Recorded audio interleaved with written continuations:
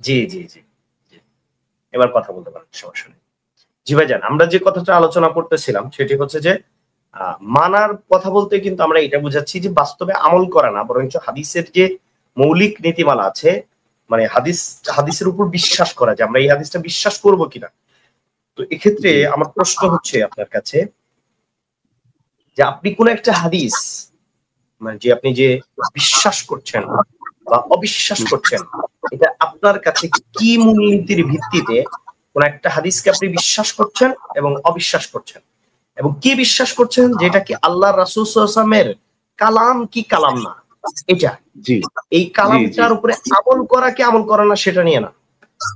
এটা জি এটা ক্লিয়ার করবেন যে আপনি আসলে আল্লাহ রাসূল সাল্লাল্লাহু আলাইহি ওয়াসাল্লামের কোন একটা হাদিসকে আল্লাহ রাসূল সাল্লাল্লাহু আলাইহি ওয়াসাল্লামের এটা বক্তব্য কি বক্তব্য না, এই ব্যাপারে না, আপনি কি মূলনীতি ফলো করে আপনি আসলে মানেন, এটা আমাদের সাথে একটু এক্সপ্লেইন করবেন। জি আমি বলতে চাইতেছি যে সমস্ত হাদিস যেগুলা একটার সাথে একটা মিলতেছে না, বাস্তবতা বলেন, এটা বলেন, কোনটার সাথে মিলতেছে না, এটা আমি মনে করতেছি যে আল্লাহ রসুলের কথা না, তারা এটা বানিয়ে লিখেছে, এরকম এটা আমাদের মূলনীতিটা ধারণা। কি, মূলনীতিটা কি, মূলনীতিটা কি? মূলনীতি একটা সনদের উদাহরণ ক্ষেত্রে দিলে বুঝতে মূলনীতিটা, পারবেন। জি জি আমি একটা উদাহরণ দিই, মতনের না, তারপরে মতন আমার না, সনদের ক্ষেত্রে মূলনীতিটা কি? সনদের ক্ষেত্রে বলতে আপনি যেটা বলতেছেন, একটার পর একটা, যে সেইন হিসাবে একটা রাবি এ বিশেষ করে একটার পর একটা বলে গেছে। এরপরে এই জেনারেশন গুলা যারা বলে গেছে, তাদের ক্ষেত্রে সবগুলা সহিহ হাদিসে, কিন্তু তারপরেও সেগুলো কিন্তু মিলতেছে না। যেমন আমি একটা উদাহরণ দিই, যে আমি একটা বলছিলাম যে দাজ্জালের আপনার হাদিস, কাছে যে আমি একটা উদাহরণ দিলে বুঝতে পারবেন। না, আমি একটু একটু বলি শোনেন। আমি বলছিলাম আমার ওই জিনিসটা ক্লিয়ার হয়নি যেটা আমি জানতে চাচ্ছি। আমি বলছিলাম সনদ মানার ক্ষেত্রে আপনার কাছে মূলনীতিটা কি? সনদ, কোন একটা মানার জিনিসের ক্ষেত্রে সনদ, মতন না, মতন পরে আলোচনা হবে, আগে হুম, সনদ দিয়ে আলোচনা হবে। আপনার কাছে কোন জিনিসের সনদের আলোচনাটা, মানে এটার মূলনীতিটা কি? মূলনীতি বলতে আমরা যেটা সাধারণত বুঝি, যে একটা জিনিসের সনদ যদি সহি থাকে সেটা মানা বাধ্যতামূলক।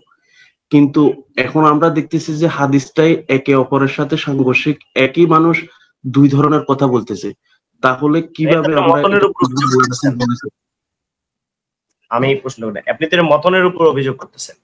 আমি হুম। বলতেছিলাম সনদের উপরে আপনার কোন একটা সনদকে আপনি মানেন কিংবা মানেন না, এটার মূলনীতিটা কি? এটা হলো আমাদের মানে প্রশ্নটা ছিল আপনার কাছে।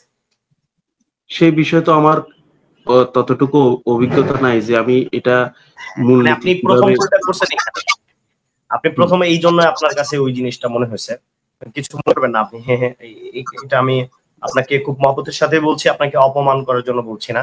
দেখেন আমাদের যারা আমাদের কাছে সাথে যারা কথা বলতে চান অনেকেই, তারা মনে করেন যে আমরা যে সনদ যে বিষয়টা নিয়ে আমরা আলোচনা করছি এটা আমাদের দরকার নেই, বরঞ্চ আমাদের মতনের যে ইখতিলাফটা আছে, মতনের যে বৈপরীত্যটা আছে, এটাই বরঞ্চ আমাদের কাছে গুরুত্বপূর্ণ আলোচনাটা দাবি রাখে।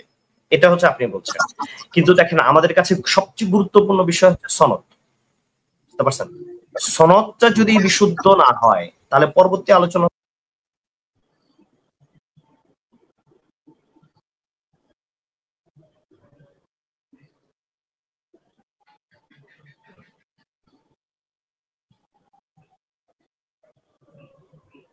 যে আপনার কথা শোনা যাইতেছে না।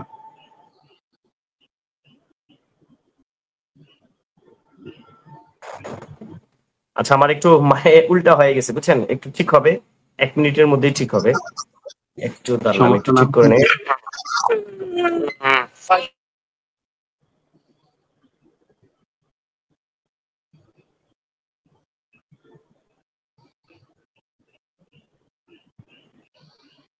এই সমস্যাটা হয় হচ্ছে আমার একটা অ্যাপস আমি ইউজ করি, যে অ্যাপস এর মাধ্যমে কম্পিউটার দিয়ে আসি, ওইখানে একটু সমস্যা।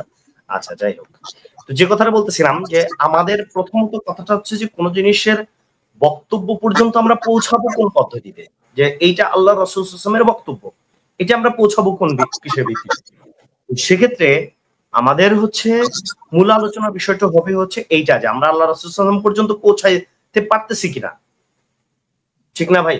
যেরকম ধরেন আমরা জি যদি হচ্ছে শেখ মুজিবুর রহমানের কথা এটা ঠিক না ব্যাঠিক এটা নির্ণয় করব কখন, যখন আমরা শেখ মুজিবের বক্তব্য কিনা এইটা আগে নির্ণয় করতে পারবো, ঠিক না? জি আর এটা নির্ণয় করার জন্য সনদের বিকল্প কি কোনো প্রক্রিয়া আছে? এই প্রক্রিয়াতে আমরা সরাসরি হচ্ছে আপনার এটাকে কি বলে ওই ব্যক্তির বক্তব্য কিনা এটা আমরা নির্ণয় করতে পারবো যদি সনদ না থাকে।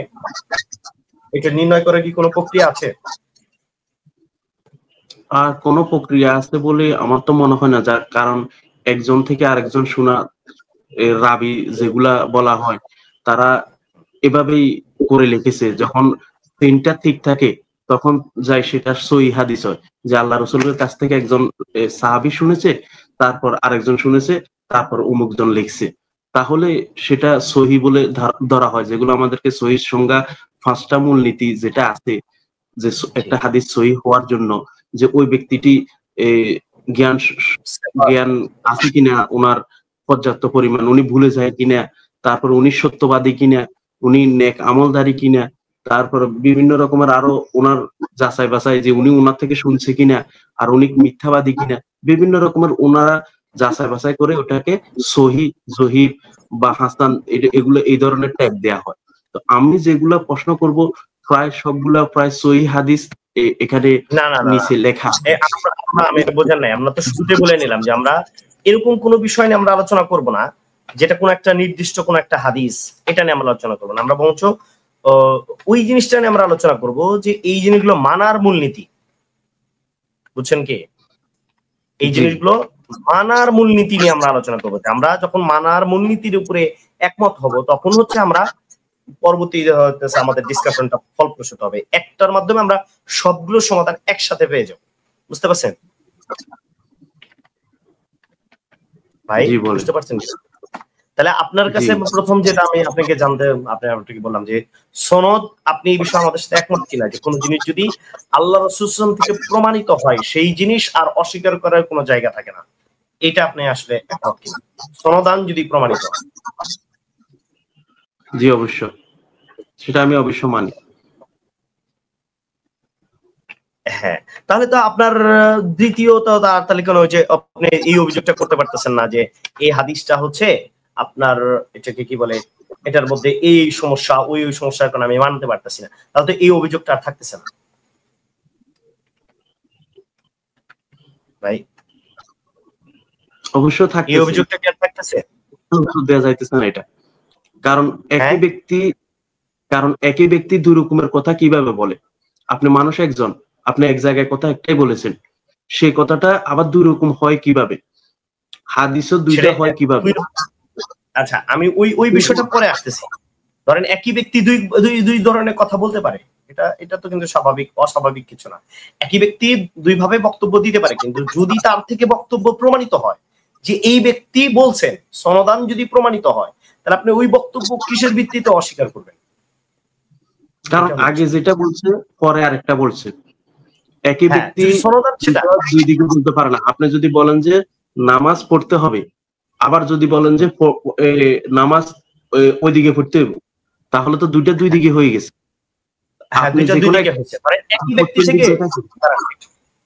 একই ব্যক্তি থেকে দুই ধরনের বক্তব্য প্রমাণিত হইলো, ধরেন একই ব্যক্তি থেকে দুই ধরনের বক্তব্য, একই বিষয়ে দুই ধরনের বক্তব্য প্রমাণিত হচ্ছে, কিন্তু আমরা আগেই এগ্রি করে আসছি আপনার সাথে, আমরা সবাই এগ্রি করছি যে কোন জিনিস যদি সনদান প্রমাণিত হয়, কোন জিনিস যদি সনদের ক্ষেত্রে প্রমাণিত হয়, সেক্ষেত্রে মতন নিয়ে আর আমাদের কোনো অভিযোগ থাকতেছে না।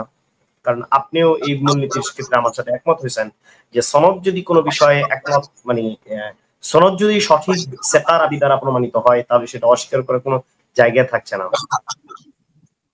এখন সেটা কি সনদ পুরোপুরি তারা যারা লিপিবদ্ধ করেছে, যেমন আমাদের মাযহাবের ইমাম আবু হানিফা, আমি যে মাযহাবে অনুসরণ করি, ওনারা যারা লিখেছেন 100 বছর বা 200 বছর পরে হাদিসগুলা, ওনারা কি সঠিক ওটা লিখছে পারছে কিনা সেটা নিয়ে আমাদের কি সন্দেহ আছে। আল্লাহ রসুল বলছে কিনা সেটা নিয়ে সন্দেহ নাই, আল্লাহ রসুল যদি বলে থাকে আমরা অবশ্য মানি, কিন্তু একই ব্যক্তি দুই ধরনের 4 ধরনের কথা বলবে, এটা তো মানা যায় না।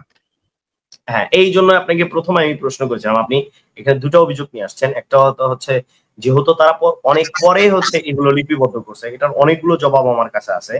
যে আপনার প্রথম বক্তব্যটা হচ্ছে ভুল, যে এটা অনেক বছর পরে হচ্ছে লিপিবদ্ধ করা হয়েছে, এটা আপনার ভুল কথা। আল্লাহ রাসূল সাল্লাল্লাহু আলাইহি ওয়াসাল্লামের সময় হাদিসকে লিপিবদ্ধ করা হয়েছে এবং হাদিসকে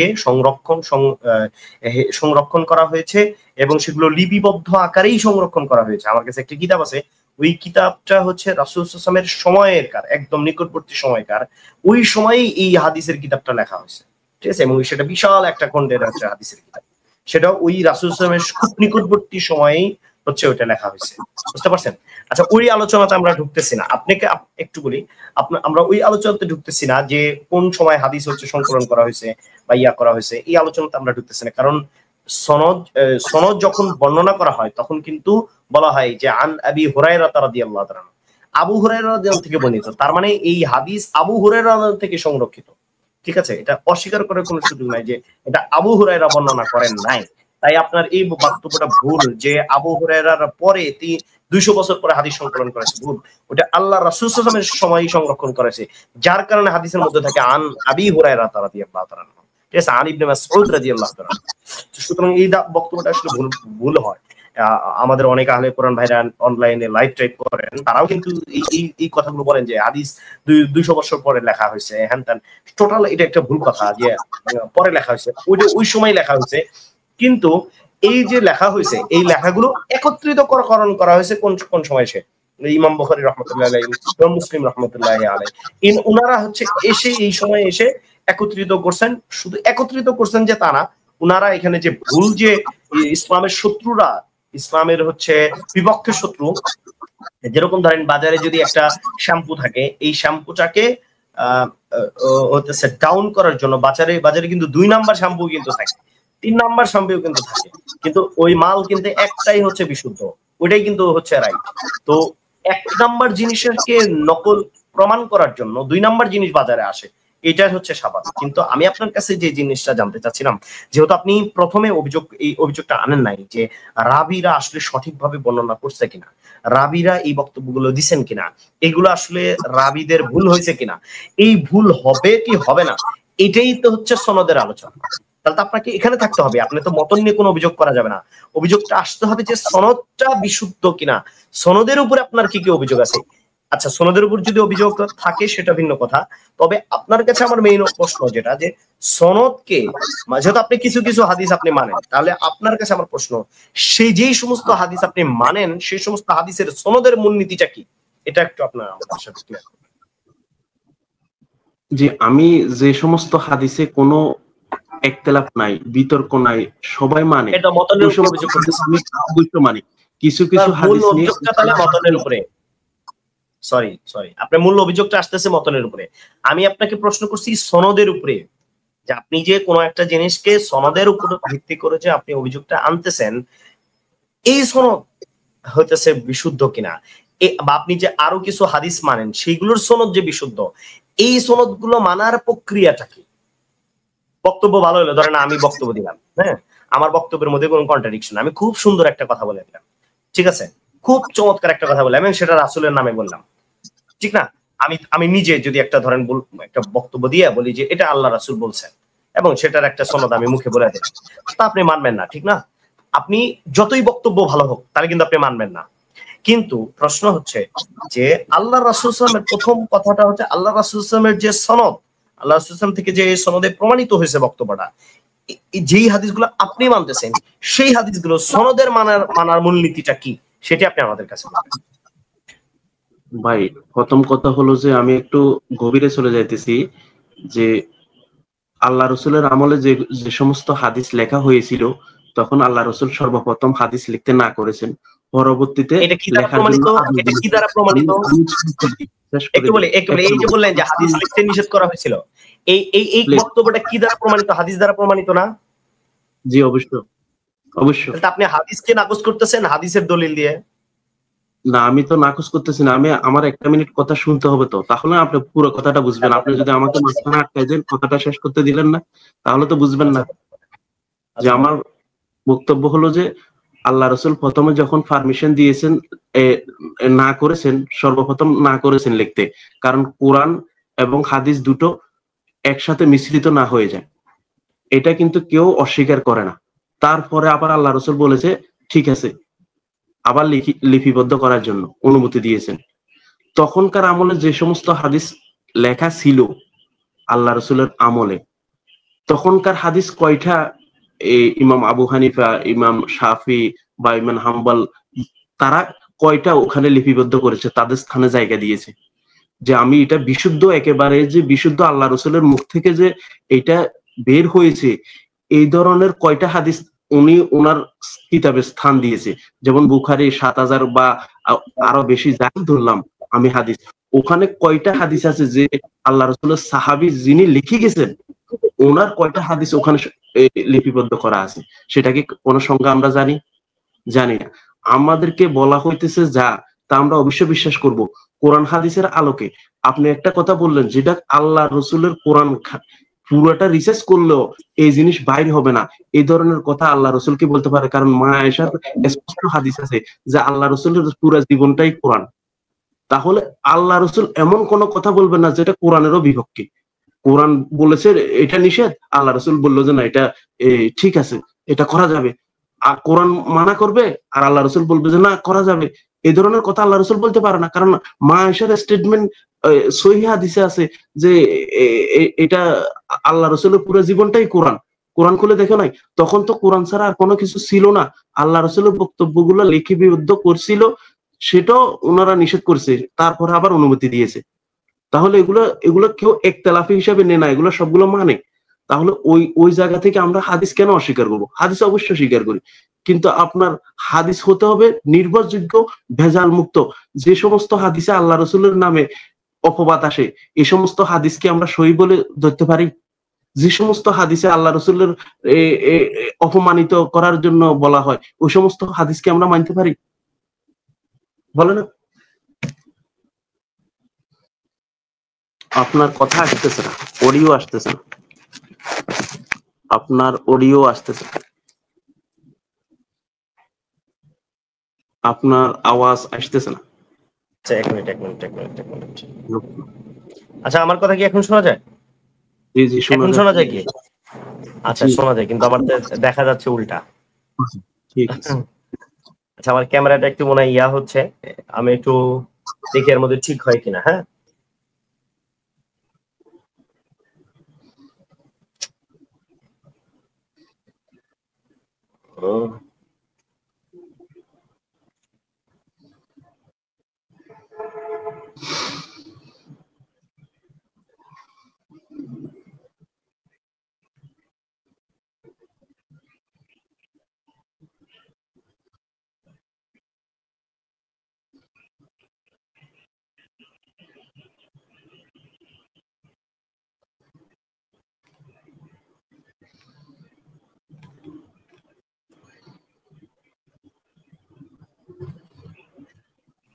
ভাই শুধু উল্টাই আসতেছে। আমি একটু অডিওতে কথা বলি, হ্যাঁ এর মধ্যে যদি ঠিক হয় হয়ে গেল। আমি দ্রুতই ক্যামেরাটা ঠিক করে আমি আসার চেষ্টা করছি। আচ্ছা এতক্ষণে দেখি উল্টা কথা বলে কি খুব খারাপ দেখাচ্ছে? খারাপ দেখাচ্ছে, বুঝতে সমস্যা হতেছে আপনার কথাগুলো মুখ দেখে শুনে, আর এমনি আওয়াজ না একটু ভিন্ন হইতেছে। হ্যাঁ এখন ঠিক আছে। হ্যাঁ এবার মনে ঠিক হয়ে গেছে। এবার মনে ঠিক আছে। ঠিক আছে, আমার একটু এই মোবাইলের অ্যাপস যেটা এটা একটু ডিস্টার্ব করে। আচ্ছা আচ্ছা দেখেন, আমি প্রথমে বলছিলাম যে আপনি যে হাদিস দিয়ে দলিল দিয়েছেন যে আল্লাহ রাসূল সাল্লাল্লাহু আলাইহি ওয়াসাল্লাম হাদিস লিখতে নিষেধ করেছিলেন, এই হাদিসের উপর যে আপনি বিশ্বাস করলেন, এই হাদিসটা কোন সনদের মানদণ্ডের ভিত্তিতে আপনি এই হাদিসটাকে বিশ্বাস করলেন? প্রথম প্রশ্নটা হচ্ছে আমার এইটা ছিল, যেটার উপর ভিত্তি করে আপনি সেই হাদিসগুলো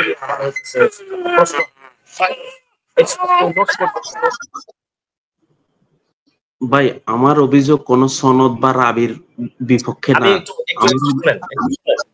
আমি একটু বলি, একটু শোনেন আগে। আমি মূল বিষয়টাতে ঢুকবো, ঠিক আছে? আচ্ছা প্রথম কথাটা হচ্ছে যে আপনি যে হাদিসের উপর বিশ্বাস করে আপনি যে একটা আর্গুমেন্ট দাঁড় করালেন, সেই হাদিসটার মানদণ্ডটা কি? সেই হাদিসটা মানার মানদণ্ডটা কি? দ্যাট মিনস সনদ।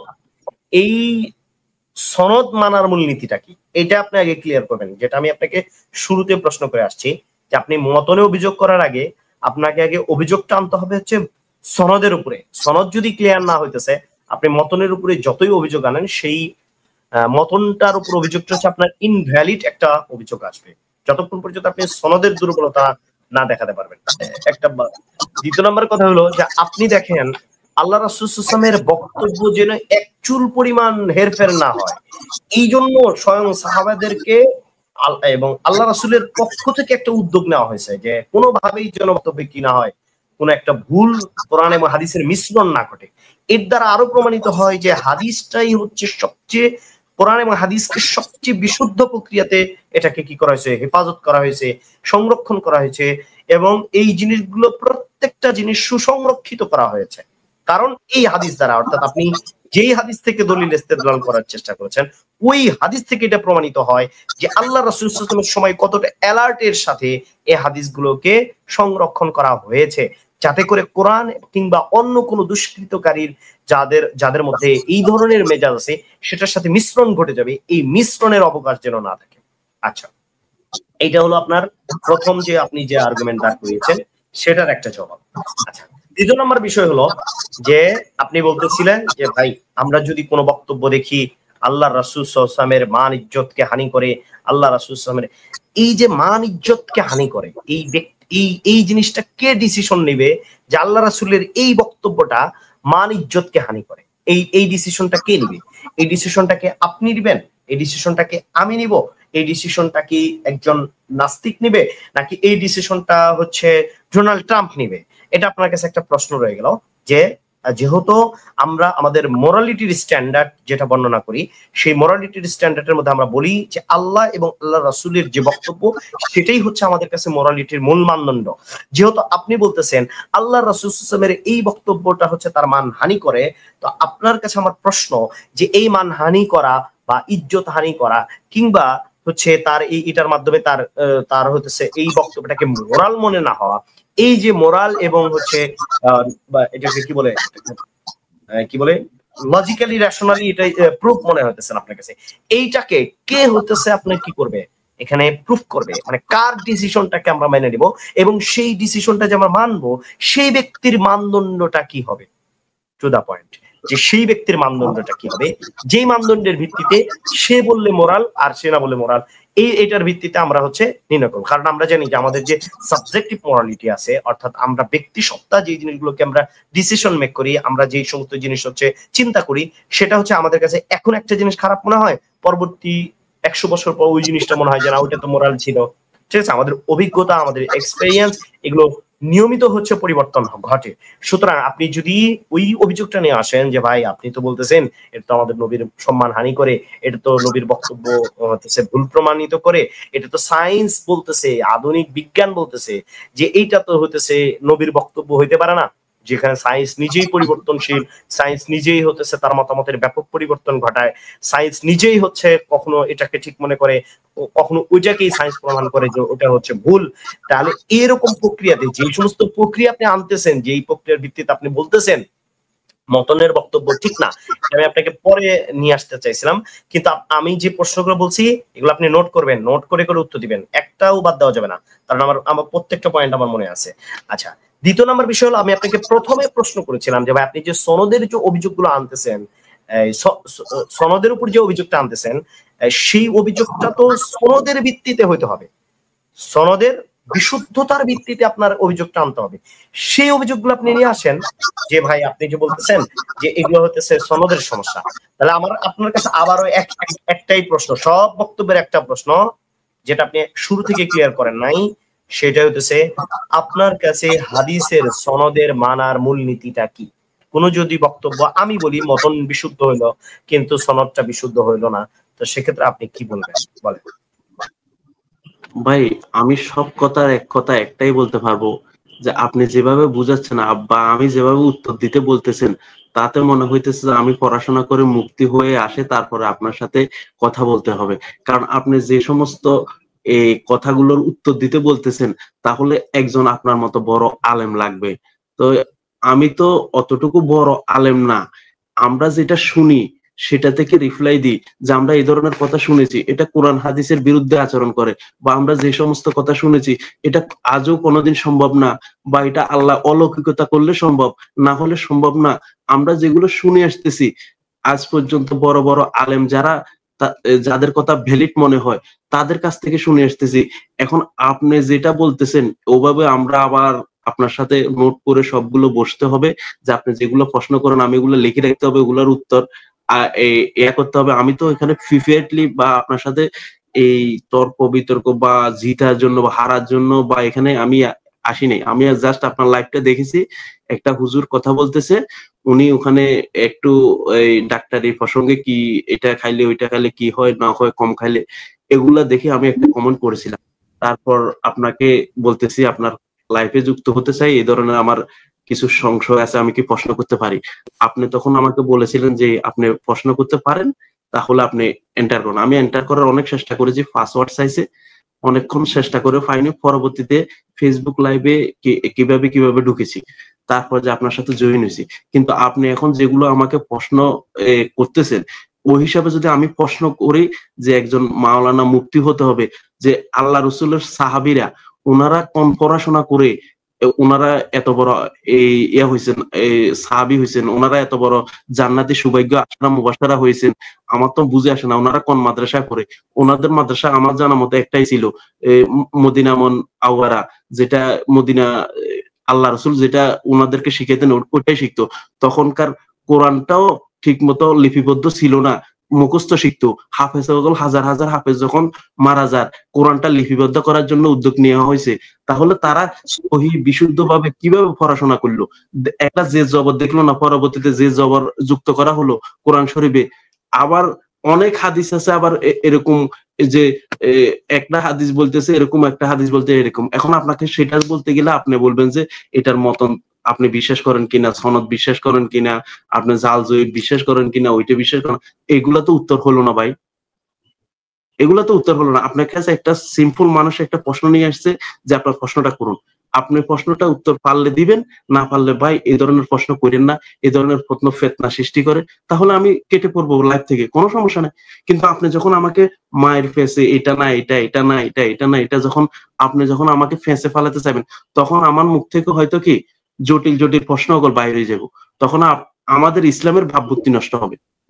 কারণ প্রশ্নগুলো আজও অনেক মানুষ হয়তো করেই নাই, আমি যে প্রশ্ন করতে চাইতেছি হয়তো অনেক মানুষের এই প্রশ্ন শুনেই নেই। এমনও হতে পারে না যে আমি যে প্রশ্ন আপনাকে করার জন্য আপনি কথা শেষ করেন, তারপরে এরকমও হতে পারে। এখন আমি আসছি আপনার কাছে সিম্পল দুইটা প্রশ্ন করার জন্য, যেটা আমি কমেন্টে লিখেছি যে আপনি এই বিষয়ে আমি আপনাকে দুইটা প্রশ্ন করতে পারি কিনা বা আপনার সাথে কথা বলতে পারি কিনা। আপনি বললেন যে হ্যাঁ ঠিক আছে, আমাদের এখানে যুক্ত হন, আপনি কথা বলতে পারবেন। আমি বিষয়টাও লিখে দিছি যে আমি কিছু কিছু হাদিসের উপর সন্দেহ, আমি হাদিস মানি অবশ্যই, আমি ইমাম আবু হানিফার মাযহাবকে অনুসরণ করি, সুন্নি মুসলমান হিসেবে নিজেকে দাবি করি, তাহলে আমি অবশ্যই হাদিস মানি। কিন্তু কিছু কিছু হাদিস আছে যে যেগুলো আসলে আমাদের সম্মান, রাসূলের সম্মান মর্যাদা বাড়ায় না, কমায়। কারণ এগুলা সায়েন্টিফিক্যালি এভাবে ওভাবে কোনোভাবে মিলাইতেই পারে না। আল্লাহর অলৌকিকতা হচ্ছে আলাদা জিনিস, যে আল্লাহ একটা মুজিজা দিছে অলৌকিকতা, এটা মানা যায়, কোনো সমস্যা নাই। কিন্তু যেটা আল্লাহ পাক রব্বুল আলামিন একজন মানুষকে দেন নাই, বা সেটা বলবো আরেকজন মানুষ। আপনার কথা শুনছি, আপনার কথা শুনছি, এবং আপনার মনে হয় আপনি যেটা বলতে চাচ্ছিলেন ওটা আপনি পুরোপুরি বলতে পারছেন, আমি যতটুকু বুঝলাম। আচ্ছা, তাহলে আপনি একটু মনোযোগ দিয়ে শুনবেন। হ্যাঁ, আমি যে কথাগুলো বলতেছি আপনাকে, সেই কথাগুলো মনোযোগ দিয়ে শুনবেন। আপনি প্রশ্ন করতে চেয়েছেন, আমরা আপনাকে এখানে আসতে বলেছি এবং সসম্মানে আপনার সাথে সৌহার্দ্যপূর্ণ ভাষায় কথা বলছি এখন পর্যন্ত, এবং আমরা চাই যে আপনি এবং আমি সৌহার্দ্যপূর্ণ ভাষায়, সুন্দর ভাষায় আমাদের ডিসকাশনটা আমরা শেষ পর্যন্ত নিয়ে যাব। এটা আপনিও চান, আমিও চাই, এবং আমরা চাই যে এখানে কোনো ধরনের কোনো খারাপ কোনো আচরণ যেন আমাদের থেকে হলে অবশ্যই আমরা দুঃখ প্রকাশ করব। এবং আমরা আমাদের যারা দর্শক প্রশ্ন মীমাংসাতে এখানে আলোচনা করেন, আমরা তাদেরকেও বলি যে আপনারা আসেন, আমাদের সাথে কথা বলেন, এবং আমাদের সাথে বিভিন্ন ভাবে আপনারা আপনাদের মতামতগুলো আমাদের সাথে আলোচনা করতে পারবেন। আচ্ছা, এখন প্রশ্ন হলো যে ভাই, আপনি তো হইতেছে বললেন যে এটাকে কি বলে, যে আপনি আমাদের সাথে কথা বলবেন, আপনি আমাদের প্রশ্ন অ্যান্সার করবেন, কিন্তু সেটা না করে আপনি আমাদেরকে পাল্টা প্রশ্ন করছেন, বা পাল্টা হচ্ছে ইয়া করছেন, তো বারবার কল দিয়ে একদম শেষ করে ফেলেন। আচ্ছা, আবার উল্টে গেল ভাই, আমার কথা কথা শোনা যায়?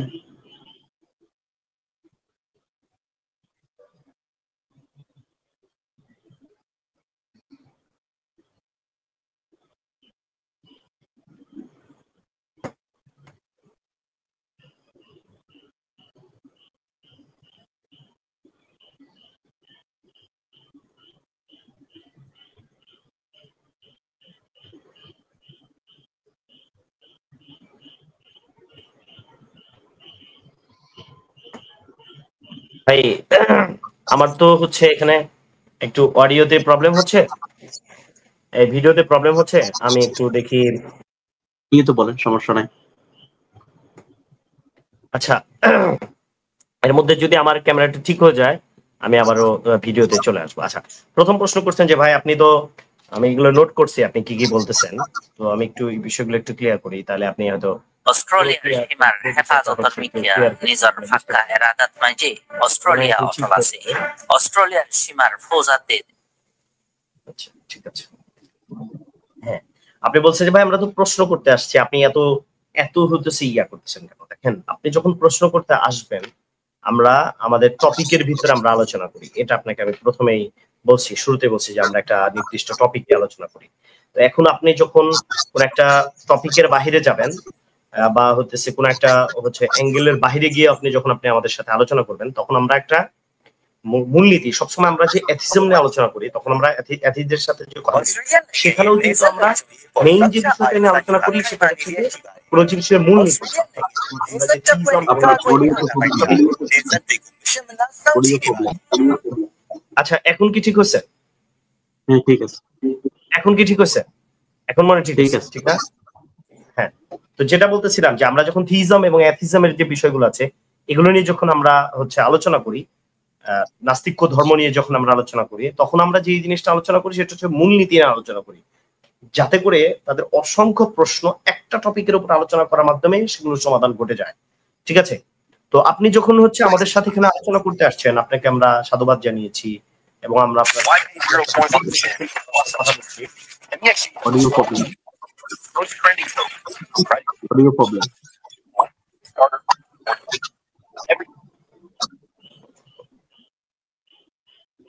আচ্ছা, এবার মনে হয় শোনা যাচ্ছে, তাই না? এত ডিস্টার্ব করলে তো সমস্যা। আচ্ছা যাক, এই যে এই রামায়ণ রায় নামে যে ভাই আছেন ব্যাক স্টেজে, হ্যাঁ, উনি আর আমাকে কল দিন না, প্রবলেমটা হয় বুঝছেন। আপনি বারবার আমাকে কল দিচ্ছিলেন, আমার ফোন যে ফোনটা দিয়ে আমি কথা বলতেছি আপনি ওখানে কল দিবেন না, ঠিক আছে ভাই? রামায়ণ রায় ভাই, হ্যালো। লং টাইম হয়ে গেল তো, খুব দেরি হয়ে যাচ্ছে। হ্যাঁ, আপনি এখানে হচ্ছে কল দিবেন না, আমাকে কল দিলেই যে বারবার আমার ক্যামেরাটা ডিস্টার্ব হয়, বুঝতে পারছেন? আমাকে কল দিয়ে, আচ্ছা যাই হোক। তো যে কথাটা বলতেছিলাম যে আপনি বলতেছিলেন যে আমাদের কাছে আপনি প্রশ্ন করতে বললেন, তা আমরা প্রশ্ন করলাম, আপনি আমাকে পাল্টা প্রশ্ন করলেন, ঠিক আছে? না, আমরা আসলে পাল্টা প্রশ্ন করি নাই আপনাকে।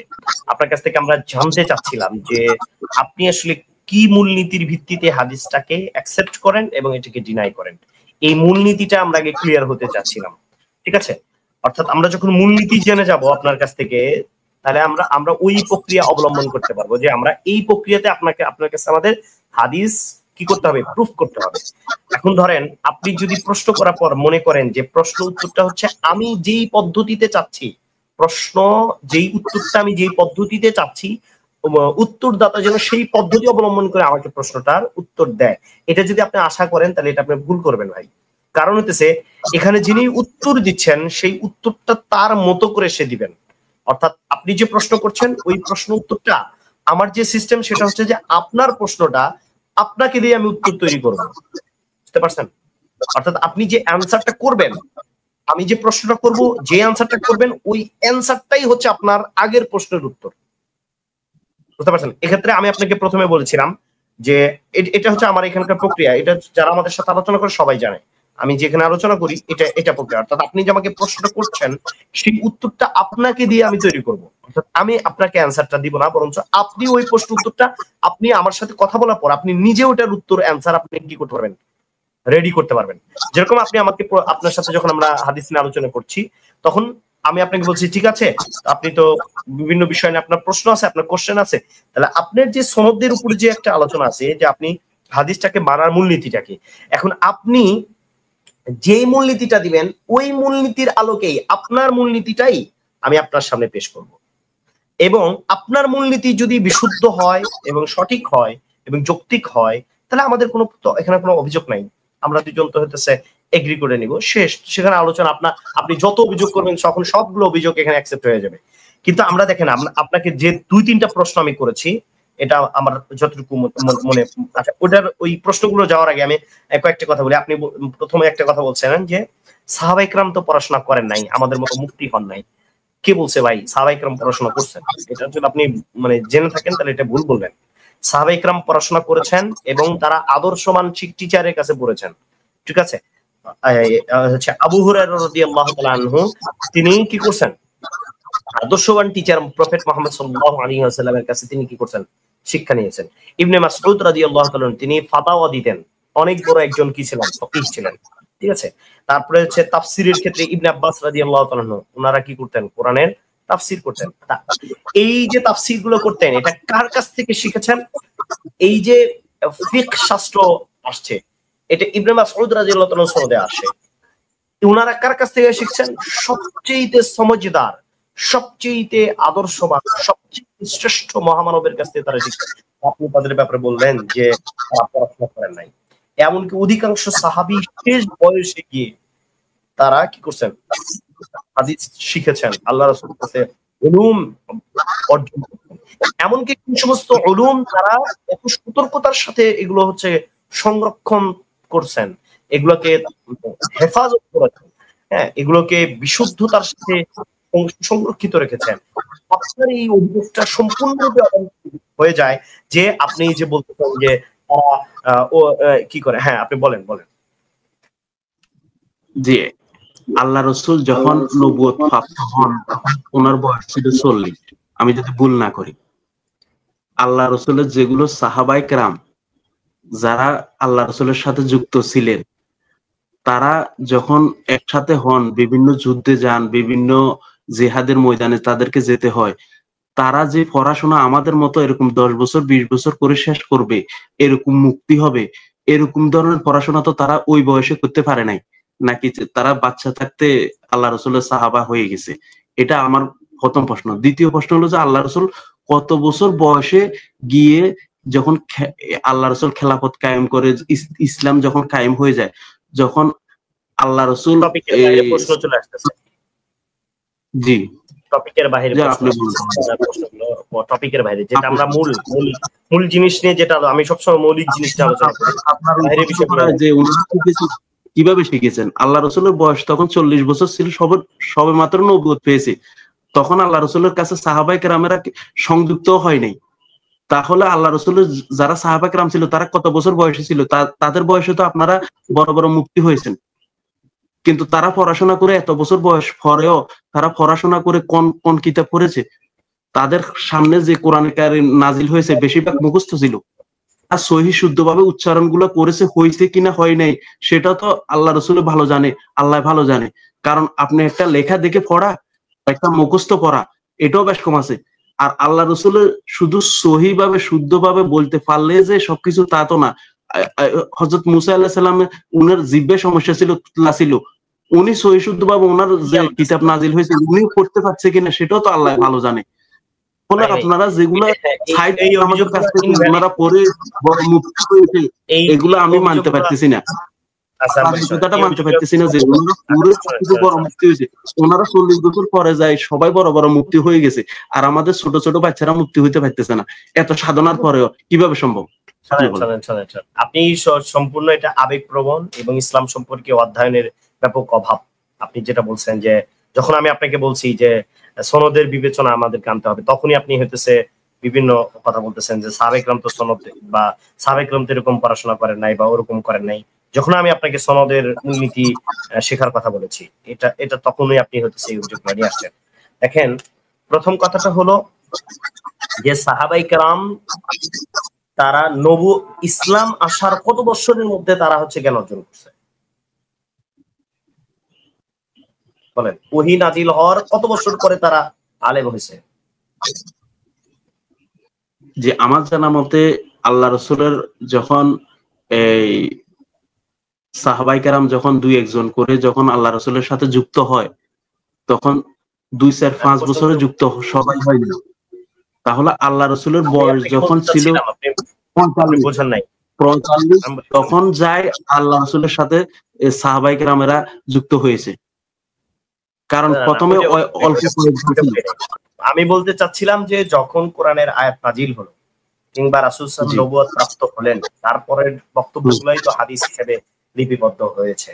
তার মানে আল্লাহ রাসূল যে বক্তব্যগুলো দিয়েছেন এবং তারা যেগুলো শুনেছে, মানে সে একটা করে এলেম অর্জন করতেছে আর একবার করে সে ওই এলেমের আলেম হয়ে যাইতেছে। বুঝতে পারছেন?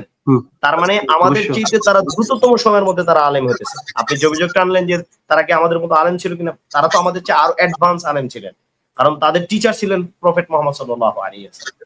তাহলে আপনার এই অভিযোগটা থাকলো না যে সাহাবায়ে কেরাম হচ্ছে আলেম ছিলেন না। বুঝছেন? তারা প্রত্যেকটা উলুমের প্রত্যক্ষদর্শী আলেম ছিলেন এবং প্রত্যেকটা এলেম যখন আসছে সঙ্গে সঙ্গে সে ওই বিষয়ে কি হয়ে গেছে, আলেম হয়েছে। আচ্ছা, আমি এটার দিকে আমি যাচ্ছি না। আপনি আরেকটা কথা বলতেছিলেন যে এটাকে কি বলে যে কোরআন লিপিবদ্ধ করার প্রয়োজনীয়তা হয়েছে, তারপরে হচ্ছে আপনার এটাকে কি বলে কোরআনকে যে হইতেছে লিপিবদ্ধ করা হয়েছে, এই যে লেখার যে প্রক্রিয়া, যে এই লেখাগুলো হইতেছে কখন লেখা হয়েছে, আবার হাদিস কখন লেখা হয়েছে, এই যে একটা ডিফারেন্ট একটা বক্তব্য আপনি মনে হয় বলছেন, আমি এটা এখানে নোট করছি। আচ্ছা, ও আচ্ছা, ওটা আলাদা একটা প্রশ্ন। আচ্ছা, তো যে কথাটা বলতেছিলাম আপনার কাছে, যে আমরা প্রথমে বলতেছিলাম যে ভাই আপনাকে তো আমরা প্রশ্ন যে আপনি এগুলো করবেন, সেই প্রশ্ন করার আগে আমরা মূলনীতি নিয়ে হচ্ছে আমরা আলোচনা করব। আপনি যখন মূলনীতির ভিতরে কোন একটা সনদের মূলনীতি নিয়ে আলোচনা করতে গেছে তখন বলছেন আপনি পড়াশোনা জানেন না। তো আপনি যেই বিষয়ে পড়াশোনা জানেন না, ভাষা কোন আলেমের কাছ থেকে শুনছেন, কোন একটা জিনিস বোঝার জন্য তো হচ্ছে কোন একটা আলেমের কাছ থেকে শোনার মাধ্যমেই আপনার উলুমটা অর্জন হয়ে যায় না, কারণ এটা একটা বিশাল বড় শাস্ত্র। এই শাস্ত্রের শাস্ত্রীয় মূলনীতিমালা আপনাকে জানতে হবে, শাস্ত্রীয় মূলনীতির শিক্ষা আপনাকে নিতে হবে। যেরকম আপনি হচ্ছে কোন একটা ডাক্তারের কাছে যদি যান, ওই ডাক্তারের যে মূলনীতিগুলো আছে ওইগুলো যদি আপনি জাস্ট খালি শোনেন, শুনলে তো আপনি বুঝবেন না, ওটা প্র্যাকটিক্যালি হচ্ছে আপনাকে শিখতে হবে। এখন আপনি বলতেছেন আমি হচ্ছে পড়াশোনা জানি না, আমাকে কেন এত কঠিন কঠিন প্রশ্ন করলেন? দেখেন, এগুলো একটাও কঠিন প্রশ্ন না। এই প্রশ্নগুলো তখনই কঠিন হয়েছে যখন আপনি আসলে মূলত একদম মূলনীতিহীন ভাবে কোন একটা হাদিসকে অ্যাকসেপ্ট করতেছেন আর কোন একটা হাদিসকে আপনি ছেড়ে দিচ্ছেন। কোনো মূলনীতি নাই, মানে আপনার মন চাইছে এটা ছেড়ে দিতেছেন, মন চাইছে এটা ছেড়ে দিতেছেন না। এক্ষেত্রে আমি আপনাকে, যদি আপনি এটা থেকে বের হতে চান যে হ্যাঁ আমি একটা মূলনীতির আলোকে বলবো যে আমি এই হাদিসকে অ্যাকসেপ্ট করি, এই হাদিসকে অ্যাকসেপ্ট করি না, সে যদি আপনি একটা মূলনীতির আলোকে বলতেন তাহলে আপনি আমাকে এই প্রশ্ন উত্তরগুলো দিতে পারতেন যে হ্যাঁ ভাই, 1 নম্বর প্রশ্ন করেছিলাম আপনাকে যে আপনি যদি হাদিসগুলো মানেন, সেই হাদিসগুলো কি সনদের যে তাহকিক অর্থাৎ সনদের যে বিশুদ্ধতা, সেটার মূলনীতিটা কি? আপনি যে হাদিসগুলোকে, আপনি তো সব হাদিস অস্বীকার করেন না, তার মানে আপনি কিছু হাদিস মানেন, সে হাদিসের সনদের মূলনীতি, মতনের মূলনীতির কথা এখানে প্রশ্ন করি নাই, সনদের মূলনীতিটা কি এটা আপনাকে শুরুতে প্রশ্ন করছি, এখনো প্রশ্ন করছি। আপনি পড়াশোনা না জানলে শিখবেন কিন্তু, তাহলে আপনার অভিযোগ আসবে কেন? এক মিনিট। দ্বিতীয় নাম্বার হলো, আপনি এই প্রশ্নটা বারবার করার পর আপনি বলছেন ভাই আমার মতন নিয়ে হচ্ছে সমস্যা, কারণ মতনের মধ্যে আছে হচ্ছে কি, আমার কাছে মনে হয় যে এটা মোরাল, এটা মোরাল না, এটা নৈতিক, এটা নৈতিক না, এটা আমাদের নবীর সম্মানহানি করে, এটা সম্মানহানি করে না, এটা সায়েন্সের সাথে মেলে, এটা সায়েন্সের সাথে মেলে না, এই জন্য আমরা সেইগুলোকে মানি না। আচ্ছা, এটার ক্ষেত্রে আপনাকে প্রথম প্রশ্ন করছিলাম, কোন জিনিস নৈতিক এবং অনৈতিকের ক্ষেত্রে আপনি যে অভিযোগগুলো আনতেছেন, সেই অভিযোগটা প্রথম কথা হলো এই নৈতিক এবং অনৈতিকটা কে নির্ণয় করবেন? কে আমি নির্ণয় করব, নাকি আপনি নির্ণয় করবেন, নাকি হতেছে কোন একজন বিজ্ঞানী নির্ণয় করবে, রাষ্ট্রবিজ্ঞানী নির্ণয় করবে, কোন ব্যক্তি নির্ণয় করবে? আর সেই ব্যক্তি যে নির্ণয় করবে, তাহলে আমার কাছে যদি কোনো কিছু মনে হয় তাহলে আমি সেই ব্যক্তির নির্ণয় কেন মানবো? ধরেন আপনার কাছে যে জিনিসটা নৈতিক, আমার কাছে ওই জিনিসটা কি অনৈতিক, কিংবা আপনার কাছে যে জিনিসটা অনৈতিক ওইটা আমার কাছে হচ্ছে নৈতিক, তাহলে আপনার ওই মূলনীতির কি জবাব আপনি দিবেন?